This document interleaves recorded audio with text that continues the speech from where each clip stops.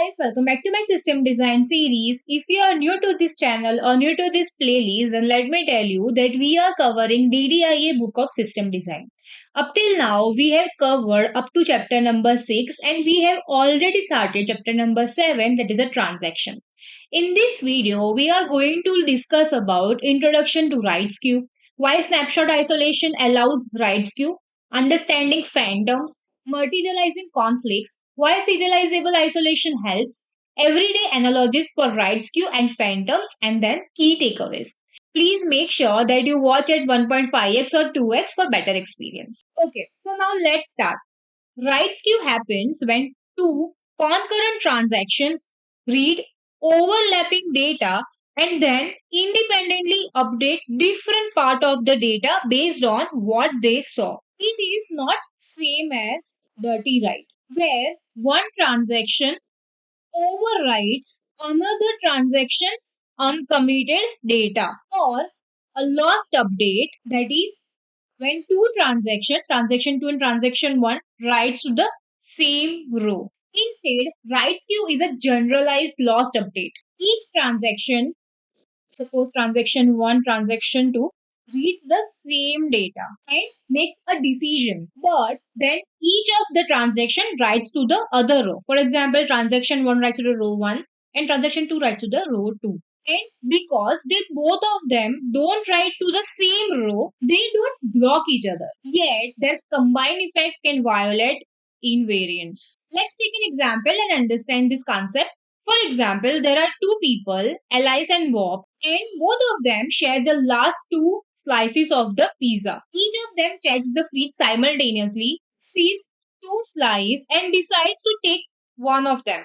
But when they reach in, they find nothing is there in the fridge. Nothing is there in the fridge. This pizza problem is right skew. Each person made a decision on the basis of the outdated information. In technical terms, right skew is an anomaly of snapshot isolation. We have already covered about snapshot isolation. If you haven't watched the previous video, then kindly make sure you watch it. In snapshot isolation, each transaction sees the consistent snapshot of database and only blocks if the two transaction T1 and T2 writes to the same row. And here, right skew sneaks through it because each transaction, transaction 1 and transaction 2, writes to the different rows based on the scale data. Okay, now let's understand how it differs from the dirty writes or lost updates. In lost update, suppose there are two transactions A and B. Transaction A reads the value of X and writes over it, and transaction B also reads the value of X and overwrites the value of A because both of them updated the same row. But in case of right skew, transaction A reads X but updates the value of suppose Y, that is a row 0, and transaction B also reads the value of X and writes or updates to the row 2, that is a Z. Here, no single row is written twice. So, traditional locking or conflict detection won't catch it. Let's understand this by taking a doctor on call example. So, in this example, a hospital must have at least one doctor on duty. Suppose a shift has two doctors, Alice and Bob, and both of them are on call. Each of them runs a transaction that checks are there at least two doctors on call. If Alice and Bob, both of them does these concurrently under snapshot isolation, these can fail as both the transaction 1 and transaction 2, starts with the same snapshot showing two doctors on call. Suppose this is Alice.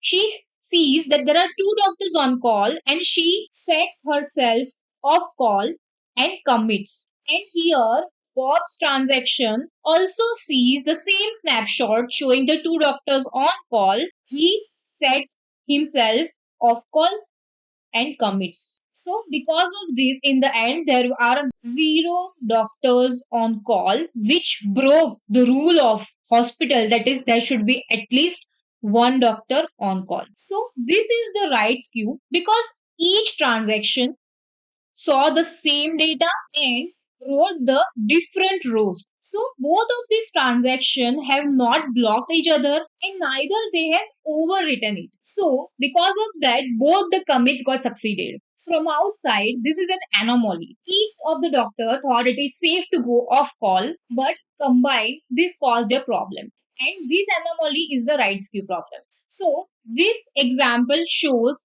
how rights queue can violate a safety rule. Here, at least one doctor, even though no role level conflict occurred. Similar issue happens in other domain. For example, there are two persons. Both of them are trying to book one meeting room at the same time. Each of them make a safe decision in isolation, but together they break a rule. Okay, let's move forward. Let's talk about why snapshot isolation allows rights queue. Snapshot isolation, it is a common default in many databases, gives each transaction an consistent snapshot of data at the time it begins it. So it prevents dirty reads and non-repeatable reads and even blocks two transactions writing to the same row. However, it does not check that two related writes maintain a global constraint. In snapshot isolation,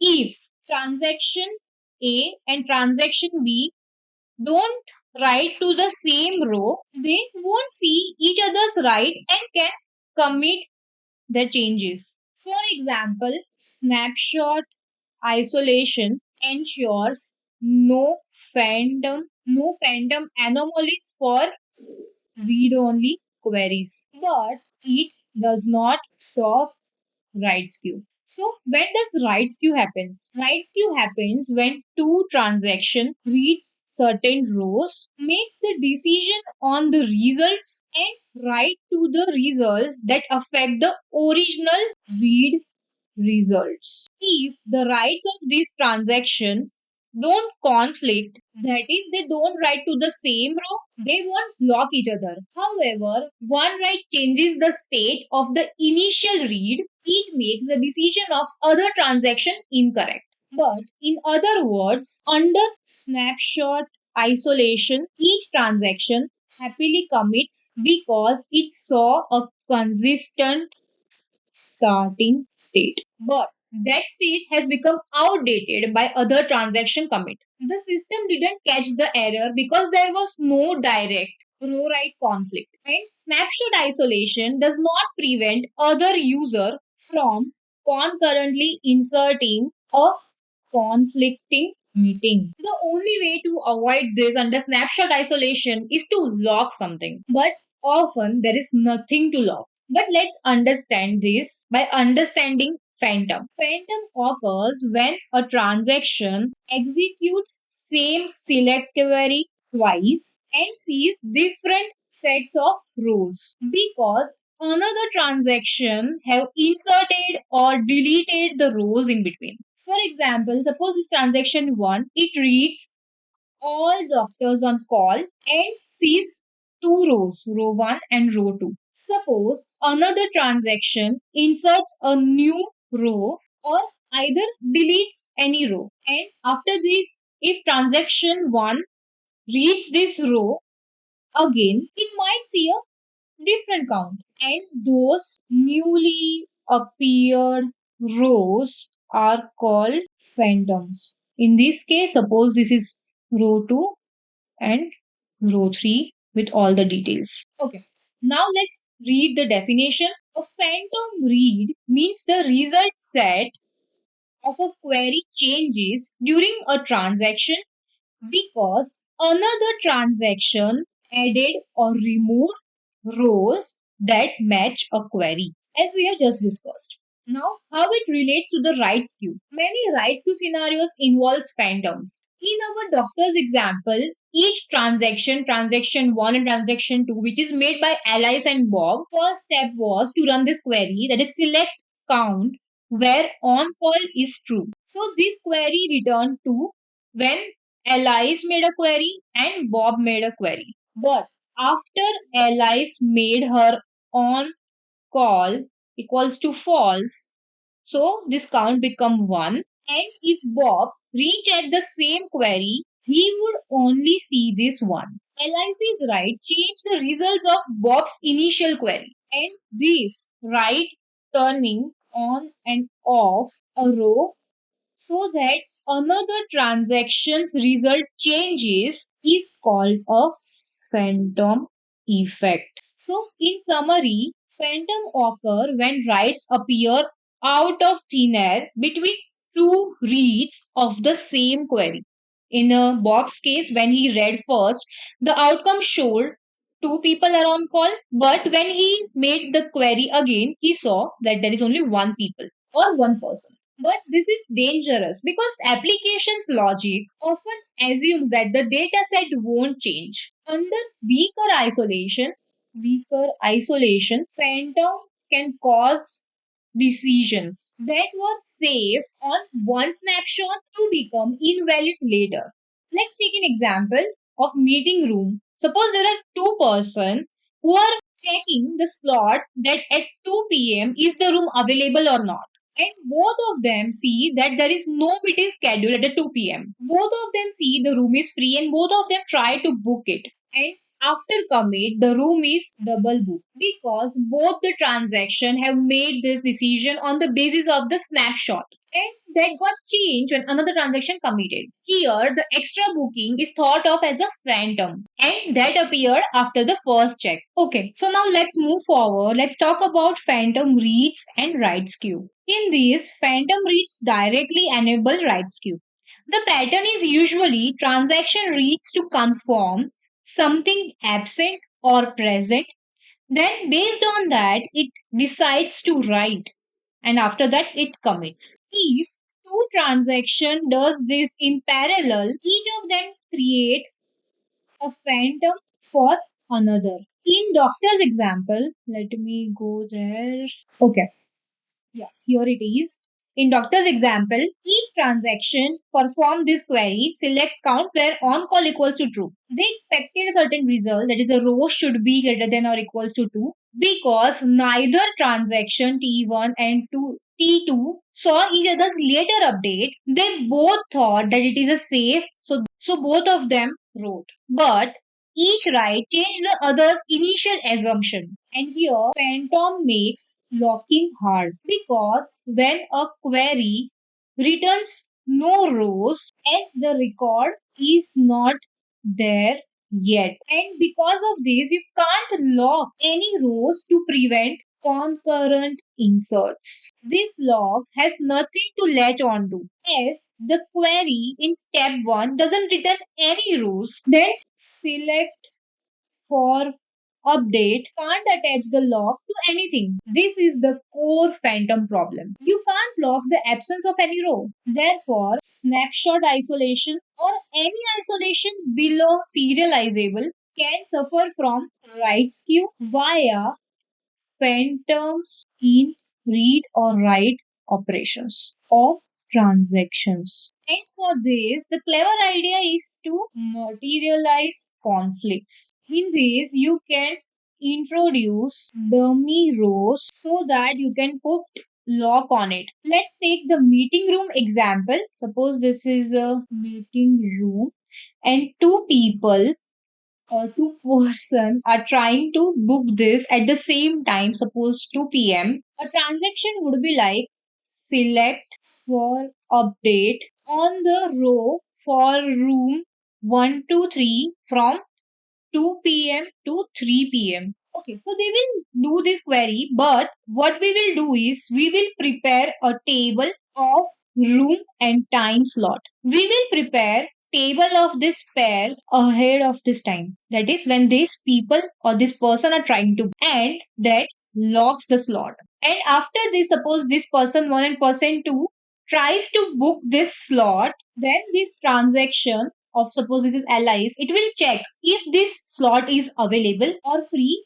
If it is free, then it will insert the actual booking. And here, because the dummy row exists of time and room and time, the lock will work even if there is no actual booking. Now, this forces any two concurrent bookings for the same room and time to conflict on this dummy row. And because of this, it avoids double booking. So in return, it turns the phantom problem into an ordinary lock conflict. So for this, we can pre-create rows for every time slot in every room for next year. And when you actual book, you can lock the specific room and slot of the room. And now any concurrent booking for the slot must wait on the lock, eliminating the phantom race. However, materializing conflicts is more complex and often brittle. It leaks locking logic into the application data model and hard to plan because what time slot you will going to include in it, and it should be your last resort if no alternative solution is possible because it is error prone and inelegant. Okay, so now the issue which we have discussed, and for that to fix it, the only solution is to use truly serializable isolation level, which by definition prevents right skew and phantoms. Serializable isolation forces the transaction to appear as if they run after each other in some order. In practice, the database do some extra checks or locking like two-phase locking or serializable snapshot isolation algorithm to ensure that no cyclic dependencies and no anomaly can occur. And when serializable isolation is in effect, one of the conflict transaction will be aborted or delayed to avoid the skew. In Alice and Bob's example, when both of them tries to make it off call under serializable isolation, the database will detect a conflict because each one changed the count that other read and it will make one rollback or retry. Thus, the rule at least one doctor on duty will be always maintained. So, here the key point is with serializable isolation, the developers can reason logically about each transaction. That is, it just have to preserve invariance on its own without worrying about unpredictable interactions. And this makes that only serializable isolation protects against all of the issues which we have discussed. Okay, so now let's talk about the key takeaways of this all discussion.